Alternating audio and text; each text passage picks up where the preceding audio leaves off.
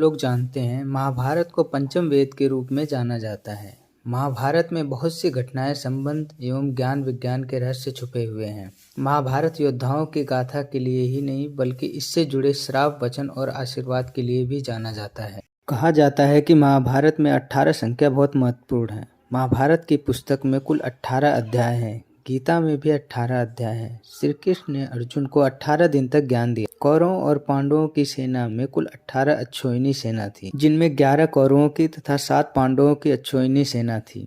महाभारत का युद्ध भी 18 दिन तक चला और इस युद्ध में कुल 18 योद्धा जीवित बचे। कौरवों के अलावा धृतराष्ट्र का युयुत्सु नाम का एक और पुत्र था। गांधारी के गर्भ के दौरान वह धृतराष्ट्र की सेवा करने में असमर्थ थी, इसलिए उन दिनों वैश्य नाम की दासी धृतराष्ट्र की सेवा करती थी। युयुत्सु वैश्य एवं धृतराष्ट्र का पुत्र था। कहा जाता है कि गुरु द्रोणाचार्य का पुत्र अश्वत्थामा आज भी जिंदा है।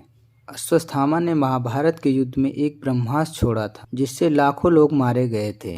यह सब देखकर भगवान श्री कृष्ण बहुत क्रोधित हो गए थे और उन्होंने अश्वत्थामा को श्राप दे दिया कि वह इन सब मृतकों का पाप ढोता हुआ 3000 वर्षों तक निर्जन स्थानों पर भटकता रहेगा। इस श्राप के बाद अश्वत्थामा रेगिस्तानी इलाके में चला गया था। मरने से पहले पांडवों के पिता पांडु ने अपने पुत्रों से कहा कि वे सब उनका दिमाग खा जाएं, क्योंकि इससे वह बुद्धिमान होंगे और ज्ञान भी हासिल होगा। लेकिन उनमें से केवल सहदेव ने ही अपने पिता के दिमाग को खाया। जब सहदेव ने पहली बार दिमाग खाया, उसने दुनिया में बीत चुकी चीजों के बारे में जाना। जब दूसरी बार खाया तो वर्तमान में हो रही घटनाओं का ज्ञान प्राप्त हुआ, और जब तीसरी बार खाया तो उसे भविष्य दिखने लग गया था। सहदेव अपने पिता का दिमाग खाकर बुद्धिमान और ज्ञानी बन गया था। वह भविष्य को देख सकता था, इसलिए युद्ध शुरू होने से पहले वह दुर्योधन के पास गया और उससे युद्ध शुरू होने का सही मुहूर्त पूछा। दुर्योधन उनका सबसे बड़ा शत्रु है। यह जानते हुए भी सहदेव ने दुर्योधन को युद्ध करने की सही समय बताया।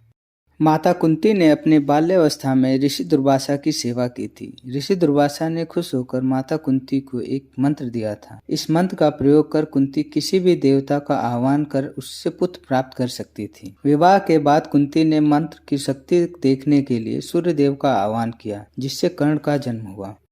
अर्जुन के बेटे इरावन ने अपने पिता की जीत के लिए खुद की बलि दी थी, मगर मरने से पहले उनका विवाह करने की इच्छा थी। चूंकि इरावन मरने वाला था, इसलिए कोई स्त्री उससे विवाह नहीं करना चाहती थी। ऐसे में श्री कृष्ण ने मोहिनी का रूप धारण करके इरावन से विवाह किया था।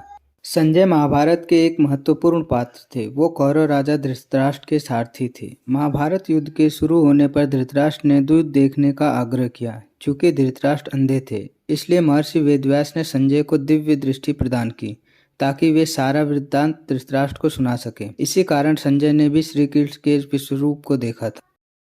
युद्ध से पहले भगवान श्री कृष्ण ने प्रण लिया था कि वह इस युद्ध में हथियार नहीं उठाएंगे। वहीं महायोद्धा भीष्म ने भी प्रण लिया था कि या तो वह श्री कृष्ण को हथियार उठाने पर मजबूर कर देंगे या फिर पांडवों का वध कर देंगे। युद्ध के दौरान भीष्म पांडवों की सेना को बुरी तरह कुचल रहे थे। कोई चारा न देख अत्यंत क्रोधित होकर श्री कृष्ण ने भीष्म पितामह को मारने के लिए रथ के पहियों को उठाकर दौड़ पड़े। अर्जुन ने उन्हें भक्त एवं सखा होने का वास्ता देकर शांत कराया, ताकि श्री कृष्ण के प्रण की मर्यादा बनी रहे।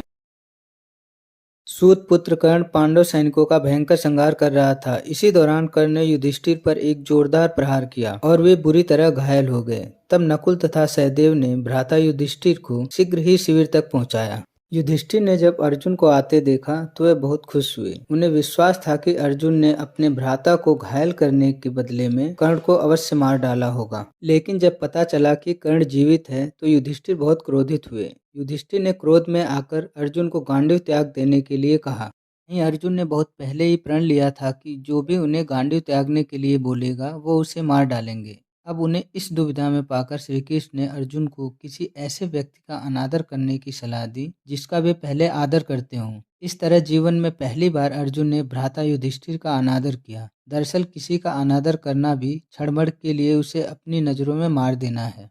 इस तरह से त्रिकालदर्शी भगवान श्री कृष्ण की सूझबूझ से पांडवों का एक बड़ा संकट टाल दिया।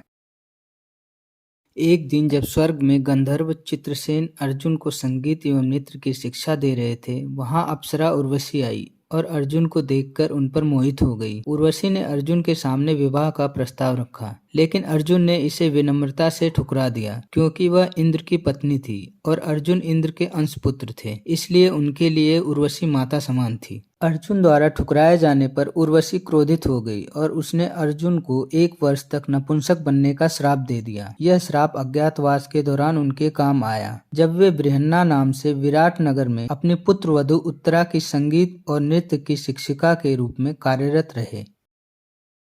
महाभारत में विदुर यमराज के अवतार थे, धर्मशास्त्र एवं अर्थशास्त्र के महान ज्ञाता थे। ऋषि मंदव्य के श्राप की वजह से उन्हें मनुष्य योनि में जन्म लेना पड़ा। अभिमन्यु की मौत के लिए चक्रव्यूह की रचना करने वाले 7 महारथियों को उसकी मौत का कारण माना जाता है, लेकिन यह पूर्ण सत्य नहीं है। अभिमन्यु ने दुर्योधन के पुत्र की हत्या की थी, जो 7 महारथियों में से एक था। इसी बात से नाराज होकर दुशासन ने अभिमन्यु का वध किया था।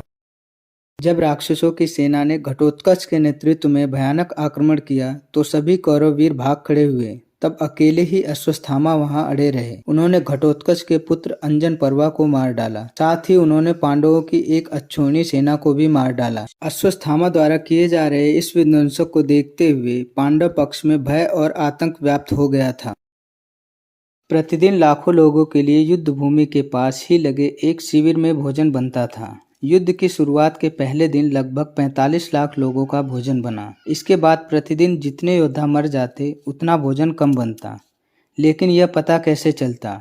इसके लिए भोजन व्यवस्था देखने वाले राजा जब हर दिन शाम को श्री कृष्ण को भोजन कराते, उस समय उनको पता चल जाता था कि कल कितने लोग मरने वाले हैं। श्री कृष्ण प्रतिदिन उबली हुई मूंगफली या चावल खाते थे, जिससे खाना बनाने वाले को पता चल जाता था कि कल कितने लोग मरने वाले हैं। इसलिए खाना बनाने वाले राजा उतना ही खाना बनाते थे जितना सारे सैनिकों के लिए पर्याप्त होता था और खाना व्यर्थ भी नहीं जाता था।